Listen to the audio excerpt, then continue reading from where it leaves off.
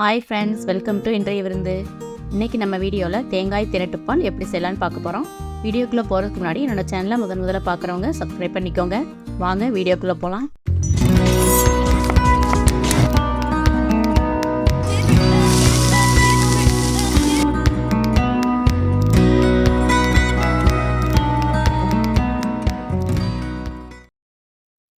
தேங்காய் திரட்டுப்பால் செய்கிறதுக்கு முதல்ல அடுப்பில் ஒரு வானல் வச்சுருக்கேன். பாசிப்பருப்பை நம்ம வறுக்க போகிறோம். ஒரு 4 டேபிள் ஸ்பூன் எடுத்துக்கலாம். நல்லா பொன்னிறம் ஆற வரைக்கும் வறுக்கணும்.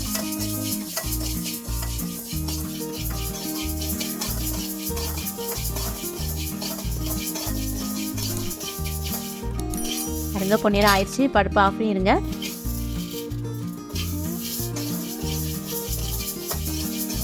இந்த அளவுக்கு வறுத்தா போதும். ஆறட்டும். ஆறுனதுக்கப்புறம் மிக்ஸி ஜாரில் போட்டு நைஸாக அரைச்சி எடுக்கணும். பாருங்கள், நைஸாக அரைச்சி எடுத்து வந்துட்டேன்.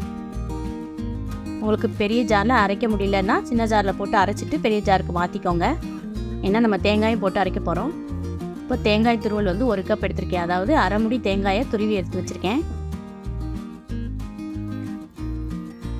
தேங்காய் துருவலை அளந்து எடுக்கணும். அதே கப்பு வச்சுக்கோங்க. மண்டவெல்லாம் எடுக்கிறதுக்கு இப்போ ஒரு 4 ஏலக்காய் ஆட் பண்ணியிருக்கேன். எல்லாம் நைஸாக அரைச்சிட்டு வரணும். பாருங்கள், கொஞ்சம் தண்ணி சேர்த்துக்கலாம். முதல்ல ட்ரையாக அரைச்சிட்டு அதுக்கப்புறம் கொஞ்சமாக தண்ணி சேர்த்து பேஸ்ட் மாதிரி அரைச்சி எடுத்துக்கணும். இப்போ மண்டவெல்லாம் எடுத்துக்கலாம். எந்த பாத்திரத்தில் நம்ம தேங்காய் துருவல் எடுத்தோமோ அதே பாத்திரத்தில் 3/4 கப் எடுத்துக்கோங்க. கரெக்டாக இருக்கும். 1 கப் தேங்காய் துருவலுக்கு 3/4 கப் மண்டவெல்லாம் கரெக்டாக இருக்கும். இப்போ அரை கப் தண்ணி ஊற்றி நல்லா கரைச்சி எடுத்துகிட்டு வந்துடலாம். அடுப்பில் வச்சு கரைச்சி எடுத்துகிட்டு வந்தால் போதும். அடுப்பில் வானல் வச்சுட்டேன். நம்ம அரைச்சி வச்ச பேஸ்ட் ஆட் பண்ணிடலாம்.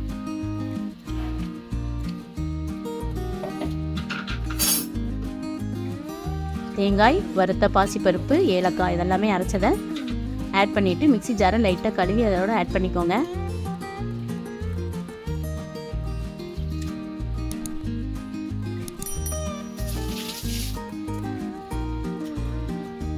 அதுக்கப்புறமா அடுப்பை ஆன் பண்ணுங்கள். அடுப்பை ஆன் பண்ணிவிட்டு நீங்கள் ஊற்றிட்டு இருந்தீங்கன்னா கருகிடும், அடி பிடிச்சிடும். அதனால தான் நான் ஊற்றிட்டு இப்போ பாருங்கள் 1 டேபிள் ஸ்பூன் நெய் ஆட் பண்ணியிருக்கேன். இப்போ அப்படியே எல்லாத்தையும் ஒன்று போல் மிக்ஸ் பண்ணி விடுங்க.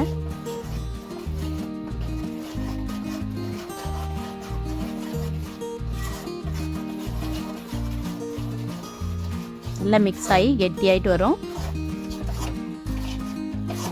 அதுக்கப்புறமா நம்ம மண்டவெல்ல பாகை ஆட் பண்ணிக்கலாம். அடுப்பு சிம்லே இருக்கட்டும். மண்டவெல்லத்தில் மண் இருக்கனால நான் அடுப்பில் வச்சு அப்படியே கொதிக்க வச்சு இறக்கிட்டேன். நல்லா கரைஞ்ச உடனே எடுத்தால் போதும். பாகு பத்தெல்லாம் எதுவும் தேவையில்லை. பாருங்கள் எவ்வளோ மண் இருக்குன்னு. இப்போ ஒன்று போல் நல்லா மிக்ஸ் பண்ணிடணும். கெட்டி ஆகிற வரைக்கும் நம்ம மிக்ஸ் பண்ணிகிட்டே இருக்க வேண்டியதான்.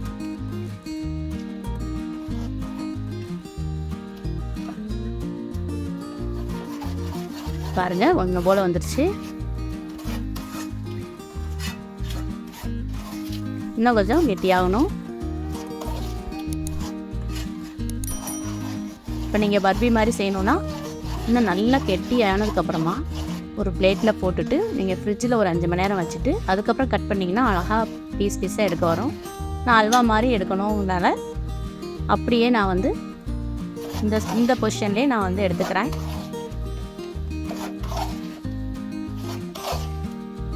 அடுப்பு ஆஃப் பண்ணிடலாம். அவ்வளோதான், ரெடி ஆயிடுச்சு. பாருங்கள், கரண்டியில் எடுத்து அப்படியே போட்டோம்னா அப்படியே அல்வா மாதிரி அழகாக விழுகுது. இது ஒரு சவுத் இண்டியன் ரெசிபி. நீங்களும் ட்ரை பண்ணி பாருங்கள், சூப்பராக இருக்கும். இந்த ரெசிபி உங்களுக்கு பிடிச்சிருந்தா லைக் பண்ணுங்கள், ஷேர் பண்ணுங்கள், கமெண்ட் பண்ணுங்கள். மறக்காமல் சப்ஸ்கிரைப் பண்ணுங்கள். அப்படியே பக்கத்தில் இருக்க பெல் ஐக்கானையும் கிளிக் பண்ணுங்கள். அப்போ தான் நான் போடுற வீடியோ உங்களுக்கு தெரிய வரும். தேங்க்யூ.